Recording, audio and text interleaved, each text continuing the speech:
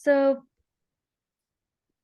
first things first, I am just going to give a really brief overview about Pre-Law Shatterers and what it's about. So, Pre-Law Shatterers is a student-led organization dedicated to providing pre-law students across universities on Ontario with virtual shadowing opportunities. And our goal is to help young students engage and learn more about the legal careers that they plan to pursue. We know it can be really difficult to find learning opportunities alone. So we started this organization in the hopes that it can be both accessible and educationally fulfilling for students. And our sessions are going to aim to learn more about different lawyers with regards to both academic and professional journeys. So I'll just briefly introduce myself really quick. My name is Zainab Ali. I am a second year student at Ontario Tech University. I'm majoring in political sciences, and my future goal is to become a lawyer. I'm not sure which kind of law I want to go into yet.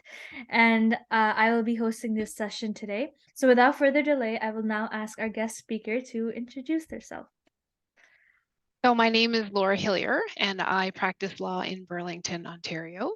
I was born in Burlington, and aside from moving to Kingston for undergrad and then to London for law school, I'm pretty much, I guess I articled in Hamilton, but it's all kind of close. So yeah, I practice personal injury plaintiff side work in Burlington. Nice. Well, nice to meet you. We'll You just too. go straight into the questions. Thank you. Okay. So, first question: at what point in your life did you decide you want to pursue a legal career? I was young. So my dad is a lawyer. He retired recently, but he's a lawyer. So I grew up with it. I wanted to be a teacher when I was really, really little. And then in grade 7, we did a project. And I remember just being very excited about the project. It was about the Quebec crisis in the 70s. And I had to present on it. And anyway, I got right into it. And that was it. I was hooked. That's really cool. I'm like, I don't see very much people who like from the beginning want to be a lawyer, like they figure out later on. So it's really nice that you kind of knew from the beginning. So Mhm. that's really good. What program and courses did you study in your undergrad program and like at which university? So I went to Queen's and I did history and political science. And I was interested in those things anyway, Mhm. but they are a good foundation for law. Many things are a good foundation for law, but they served me very well. But yeah, I did some other courses, like I did some religion courses and sort of other things outside of those areas. But no math, no sciences. That's not my strength. Yeah, It's same. yeah, yeah. Definitely math is my very weak point. Mhm. Do you think those courses helped you, like, when you went into law school and such? Yes, I think they did. The politics for sure, because one of the courses you take in law school is Canadian constitutional law, Mhm. which is a lot of history in terms of how our constitution was developed and the rules that we all live by as Canadians. So a lot of that story goes along with Canada's political history, as you know from what you're studying. Yes. So that was helpful, but it's not. You don't need that to go to law school. Like people Mhm. who aren't taking history or politics or something similar don't need to worry. There were lots of people in law school who I had a friend who did music at undergrad and Mhm. others that did psychology and science, and it doesn't matter. Another friend that did engineering. Wow. Yeah, so it doesn't matter if you take them. I think it was helpful for me, but Hmm. not Okay. imperative. Okay, that makes sense. Mhm. Now this is a question I know a lot of people who are in your third or fourth year are really nervous. So, like, how was the LSAT and law school admission process like for you? It was stressful. Yeah. Like, yeah, it is stressful. I actually I almost forgot about it until when I was going over the prep questions for this. I was like, it was stressful. Yeah, Yeah. like, yeah. There was a book at the time. I don't know if there's anything like this now, but there was a book called How to Get into Law School in Canada. Okay. Mhm. And I read it and it was broken down by school and what they were looking for in terms of your grades and in terms of your LSAT score and other sort of background stuff. And I looked at that. There was no resource like this. I think this is a great resource that you guys have put together. And Mm. because you're going to hear there was no sort of information about the type of people that were applying for law school. So you guys are really, at least not that I found, So this is great that you guys are doing this because Yeah, it is important to get people from a variety of backgrounds in law. So yeah, definitely. I think a lot of the resources we all have today, like you guys did not have back then. So I feel like it's much like not easier, but much more resourceful for us today. Um, so which law school did you graduate from and how was your experience at that law school?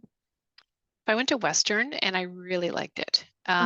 Yeah, I was there in the late 90s Mm-hmm. and I don't know what it's like now, of course, but it was relatively like small school. You knew the people in your year and we had to um, in the first year we were put into small groups and we had one class together with that small group just like in a seminar kind of environment and then otherwise you stayed with that small group even in the bigger classes. So um, the friends that I made there were in that mostly from that small group, at least at the beginning. It was very supportive. I really liked Western. I enjoyed it. It's good.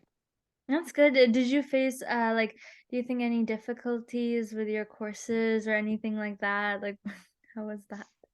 Sure, it's a different learning environment. Like legal thinking is a different way of thinking. Really, what law school does is teach you a particular way of thinking through problems and a particular way of communicating. Mhm. And that's what it's designed to do. So and that's why it doesn't matter what you do before, Yeah. because they're gonna start you from the very beginning. They're gonna teach you how to read cases and how to identify what the legal issues in dispute were and how to identify how the court ultimately resolved the issue. I So yeah, so that's really what you learn in law school, and that is new. And different people, kind of get used to it at different rates. Like sometimes it takes people a little longer to get used to how you read a case, and Mhm. it is something that does take time. So learn that when you're there. Yeah, definitely. And like relating on that, were there any courses that stood out to you in particular that you took? Well, like income tax, like that was Okay. awful. Yeah. Yeah. Yeah, or yeah, that everybody jokes about that, and maybe if you're not good at math, you won't enjoy it either, but there are Yeah. people who love that, which is great, but I did not. Yes. That was not fun.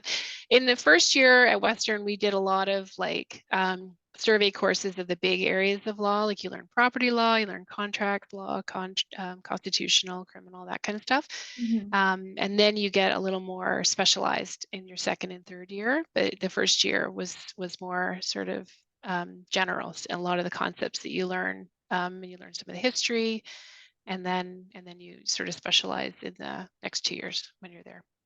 See, well, that's good. Nothing like too bad, I guess. So Mhm. that's good. And I know you briefly mentioned it, but which field of law do you currently practice in, and what do you like most about your field?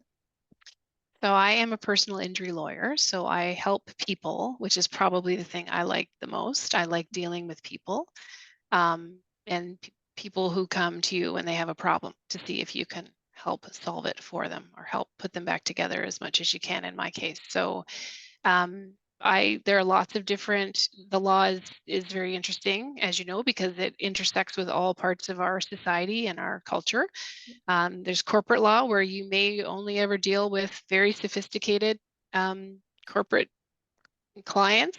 And Yes. then there is personal injury law. I did criminal law for the first 15 years of my practice too. And that you're really dealing with people. So it's someone who maybe has never encountered a lawyer before and they're coming in and they have a problem and you have to figure out what it is and you have to tell them what, if anything, you can do to help them. So I like that a lot. Uh, yeah, I'm a people person. So Yeah, I feel like a lot of people in law really like to deal with people, so it's really good if like if they want to get into this specific type of field. mhm. And um what do you dislike most about this field, if anything? I dislike the fact that I can't always help people, Oh, I see. Yeah. because the law is there are some restrictions on in my case and where I practice, what people can recover. Mhm. And sometimes you're the one who's telling them, oh, sorry, that's not, our government has made a law that says you can't sue in this particular circumstance. It doesn't mean you're not hurt, It doesn't mean that your life hasn't been affected, but you don't have a viable claim. I find that very hard because people don't expect that. Yeah. People expect that if something bad has happened to them and it's not their fault, they can make a claim. Mhm. And in Ontario, in particular, that's not always the case. Um, if someone's been injured in a motor vehicle collision, for example. So I don't like being the bearer of bad news. Yeah, because it's frustrating for people to hear that. Yeah, definitely. I feel like, yeah, it's really hard to say no or like, to somebody, but what can you do? Sometimes it is what it is. It So, is what it is, right? and I think a lot of people, it's important for people to hear that because they need to know, that like you can't always help even though you may want to. So I think, yeah, I think that's really good for people to know. Um, and in your field, what is like a typical day in your career in terms of responsibilities and tasks and such? So it depends. That's a lawyer answer. There you go. It depends. If it is a hearing, like Mhm. let's say we're involved in a trial or some type of a tribunal hearing, or even like a discovery, which is sort of a people watch legal dramas on TV. They may know it as a deposition. Yes. Here we call them discovery. They are busy, busy days, usually with prep well in advance, and then sometimes after, sort of, tidying up. So that's an all-consuming, I'm focused on one thing kind of day, or sometimes weeks. Mhm. If you're in a trial, it can be weeks and weeks where you were really focused on one thing. If it's not like that, then it's a lot of emails, a lot of different meetings. You're sort of jumping from one file to another. I find that really challenging. I'm not very good at multitasking. I hate email, and I have to try to keep up with it, which I don't like. And anyway, I'm getting better at it, but I find that very challenging. I love just focusing on one thing, but there's Mm, also sort of the multitasking of part. course.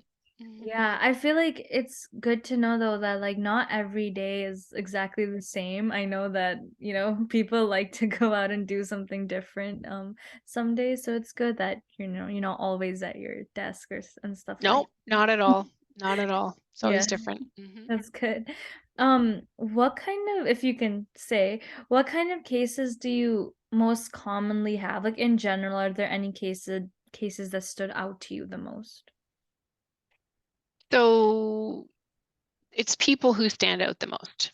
So Oh. it's stories for me that stand out the most. And someone may come to me because they have a relatively straightforward, and that sounds like something a personal injury lawyer would say, but a relatively straightforward injury.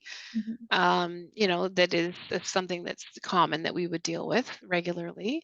And then there are, injuries that are catastrophic in Mhm. nature, or fatality cases.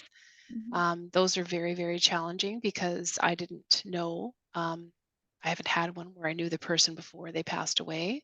Okay. And if they've come to see me or their family has, then it's because something awful happened to them. Mm. And those are the kind of cases that you are just mindful of. And now I'm at the point, I've been practicing long enough where if I drive around my area, I can I know where certain things have happened, and Mm. it's sort of those are the things um, that stay with me because they've really, really impacted on my clients. So Yeah. yeah, those are that I said, I like working with people, and Yes. I do, but that is one of the challenges, is you do some of those stories stay with you. Yeah, definitely. I feel like the most difficult things, they stay with you, and I feel like that's also a really important aspect to take into consideration, that when you become any kind of lawyer, I do feel like this, like what any kind of, difficulty will come with it. So like, yeah. It's Yeah, and the other thing is there's so many different kinds of law, and this isn't something that I think I um, totally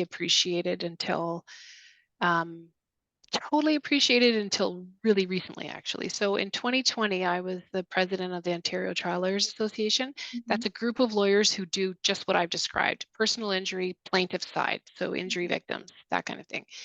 And when I was president, because of the pandemic, Yeah. we had lots of different meetings to try to modernize the justice system with lawyers from other organizations all across the province. And I there's so many different organizations and they have such a variety of practice areas that I guess I'd kind of been in my little cocoon. You kind of, Mhm, you know, all your colleagues, you know, the people on the defense side, you know, the people who do what you do.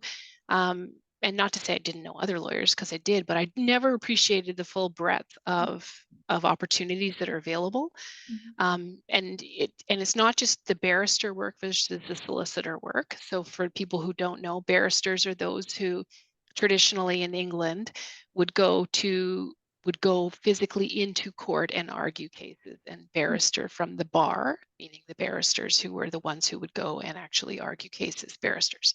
Solicitors were the ones who, like the stereotype would be that they're in their office, you know, writing things out or nowadays typing things out and sort of just dealing with clients in their offices, not having to go to court and robe and sort of go through all right, the traditional presentation. So when you're a lawyer, you're in Ontario, you're both. You're a barrister and you're a solicitor. mhm. In England, there's still lawyers who are just barristers, who are just solicitors. I But see. you can actually kind of choose if you're more of a, like, you know, if you want to not go to court, you can just be a solicitor. Or if you only want to go to court, you can follow types of law that would lead you more to the barrister side of the practice. So once you get the ticket, you can do whatever you want. But Nice. there's lots of options there. No, that's really good that you have options because I know some people, depending on the case, they might not be comfortable, and so like that's good that like you have hmm options. hmm Um, what is a common misconception about lawyers that you hear about the most, do you think? With that question, I don't know the answer. I don't know. I don't know. I It's maybe okay. you should tell me what they are, and I'll tell you if I think it's true. I don't No, know. like, I know that people see like a lot of shows, like on TV, and maybe some things are exaggerated or like that type of stuff. I know one person said, like, one lawyer said the money right away, it does not come and like stuff That's like true. that. Yeah. Yeah. Misconceptions like that. Um, I can think of one. yeah, Actually, I do. I often say it as a joke. So if I'm sitting there doing some math, yeah, or you know, some my clients watching me, you know, write something out, and it's really, really boring. I often say, you know, this is why they make TV shows about lawyers because it's just so amazing what we do. yeah, Some of it's really boring. Okay, yes. so yeah, They I guess always Yeah, they always make it super exciting, but yeah, we it's not that exciting all the time. yeah, sometimes it's a little, yeah. No, actually, a lot of the time it's not exciting. A Yeah, lot of the time you have to just sort of plow through, and you know, definitely. you're hoping for those moments that are exciting, but a lot of the time it's not. Yeah, definitely. What advice do you think you would give to your younger self prior to attending law school? I think I would go back and tell myself to slow down Mhm, and just kind of try it. I was so focused on getting into law school that I did enjoy my undergrad, but I think that I was um, really, really focused on it and maybe didn't enjoy it as much as I could have. I got in after 3 years, mhm, and sometimes now I think, why didn't I just do a fourth year, you know, mm, and take some more history courses? Or, and obviously there's a financial aspect, although it was less then than it is now. Um, but I was so focused. I wish I had just kind of chilled out a bit because there are a lot of people who come to it later. There were people in law school when I was there who had already started families or, you know, had already had careers and went back. mhm. And, you know, I think they're probably more rounded than I was. Yeah, I think several individuals, including myself, were all like on a race, to just complete undergrad, get into law school. And you would recommend, I'm thinking, slow down a little bit, like enjoy it? I would, yeah. And I think part of it is the fear of not getting into law school. So fear's an excellent motivator, right, for everything that we do. So I think there's a fear that if you're not really focused on it, you won't get in because they want the people who really are focused. Mhm, But you know, I I probably should have looked more carefully at that book, How to Get into Law School in Canada, and looked more carefully at the numbers. Because once I did the LSAT and once I had my grades, like you know, I was pretty confident that I had stood a good chance, and I probably could have just chilled out a bit. maybe Yeah. done an exchange, Mhm. kind of thing. I never Yeah, did I that. think yeah, I think everyone, needs to hear that, to just, like, calm down and, like, you'll get in eventually, you don't have to, like, speed to get in and stuff. That's right. And if you don't get in, it's not the end of the world. Like Exactly. that's the other thing. And that's a reason to study something that you're interested in. Mhm. I think if you study something that you're interested in, you're more likely to get good marks anyway, which is going to help you. And if not, then hopefully it's something that, is something that you like, it's an area that you have interest in pursuing, if you don't get into law school. It's like a nice Exactly. kind of fallback and yeah. Exactly, and I think that kinda leads into the next question is, what advice would you give to the next future generation of aspiring legal professionals? Um, my big advice, I think, aside from work hard Mhm. and, um, be an ethical person, because that is a critical part of Yeah. being a lawyer, is embrace technology because the there is a lot of change coming to what we do and how legal services are delivered to the public. So I sit on this Law Society roundtable that deals with technology, and one of they're looking at allowing AI, some aspect of AI, into the sector, and Oh. it's pretty terrifying to think that what I do, might be replaced by a computer. Mm. I challenge the computer to do what I do, first of all. But assuming that someday I don't think they're ever going to be able to replace what we do. At least I hope not. Yeah. But but it's coming in some capacity. There's actually a trial that's being conducted in England in the next month or so that where the defendant is being represented by a robot who's helping the defendant um, deal with something in court. Like I think it's like a traffic court matter or something like that. But basically, there will be some type of, they call it a robot, but it's Yeah. AI Yeah. helping the person know what to say. Oh gosh, okay. I'm really curious about that, Yes. um, and I don't know what that's going to look like, but I do know that this is coming.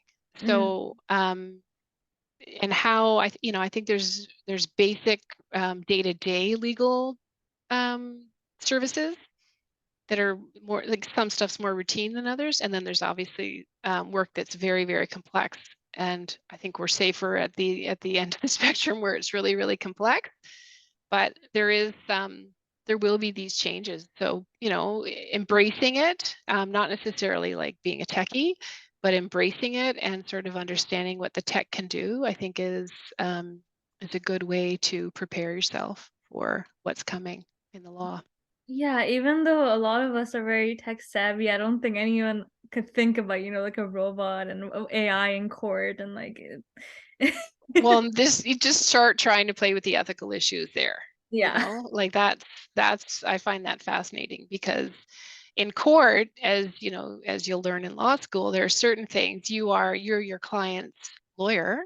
Your Mhm. job is to be your client's advocate, but you're also an officer of the court. So Mm. you owe an overarching duty to the court and to the justice system to only refer to evidence that for example, that is not false. Yeah. I don't know how a robot would do that. And like, how are they programming that robot? So there's all sorts of intersections between the technology and the ethics that I think are going to be very, very interesting. So Definitely. yeah. Um, so now these questions are just like social media questions that students often ask. Okay. So, what extracurricular activities did you do during undergraduate studies that you think helped you with your law application? I volunteered in the prison in Okay. Kingston. Wow. Yep. So that was trying to think of when I did that. I think that would have been in my second year.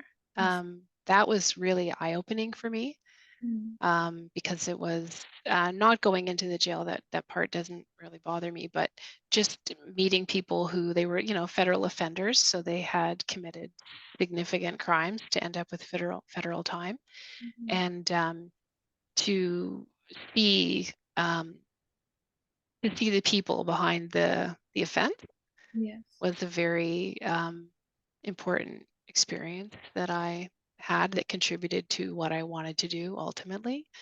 Mm. I was also a note taker. Oh, nice. Yeah, I don't know how that prepared me. I guess you do take a lot of Yeah, notes. you do. Yeah. Definitely Um, would. Yeah. yeah, I think those were the main two sort of extracurricular activities that I would say prepared me um, during undergrad. Yeah. Wow. Yeah, I feel like in the volunteering for the prison, I feel like that would have been a real, like, eye opener. Like, that's a really cool experience. I feel like no one has really done. So, like, Well, it was easy at Queens because there are a lot of federal penitentiaries oh, there. But I think that the experience is really just starting to see people from different backgrounds and where the law has, met them in their life. And that was it was I think we did some literacy support for them. mhm. And I hadn't really met a lot of people before who had major issues with literacy, and a lot of people in the jails too, of course, because statistically there's some connections there. So it's you start to sort of have some preconceived notions that you may have about people who are in the system change Yeah. when you expose yourself to that. Yeah, I think that's a really cool experience. I think a lot of people would, like to see it in that aspect. And then last question, do you know any opportunities students can apply for to help them decide if they would like to become lawyers? A really hard question to Yeah. answer because um, a lot of lawyers don't want to take on law students, let alone pre-law students, Mm, because there's such a learning curve yeah. um, to sort of engage with someone. I think that the best thing that I can do if someone really wants to know, this is more for criminal, and I did, as I said before, I did 15 years of criminal before, Mhm. just focusing on civil. Go if you go into a courthouse and you just, you know, go, and even if you sit in a room where you think nothing's going to happen because no one else is there, something will happen. You will start to get a sense of what types of hearings there are. Mm, And even it's even easier now because of Zoom. yeah. So, you can do it. You could do it right now. You could Yeah. go onto an Ontario court website and find some hearings and just watch. And what you learn, aside from the skills, is if it's something that you're interested in. If you watch it and you think this is boring, I am not interested in this. I would rather, choose a different career. that's that's a helpful thing to do. Mhm. um, I think it's really hard to find positions because of there's a reluctance just because of the training that's involved, Mhm. which is a real shame.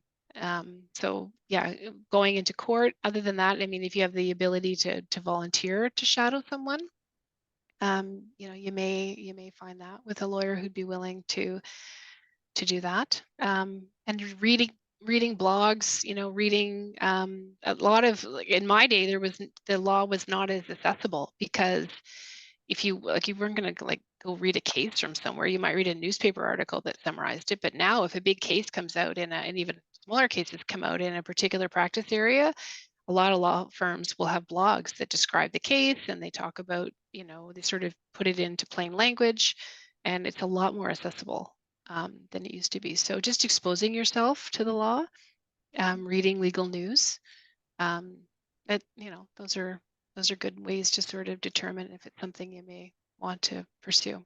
Yeah, definitely. I think a lot of people are in like all these clubs and stuff. Hopefully, it exposes them in the right way. Hopefully, they know that's what they want to do. So, Mhm. well, thank you so much. Those were all the questions. Thank you so much for your time. I really appreciate it. And that's just the end of our interview.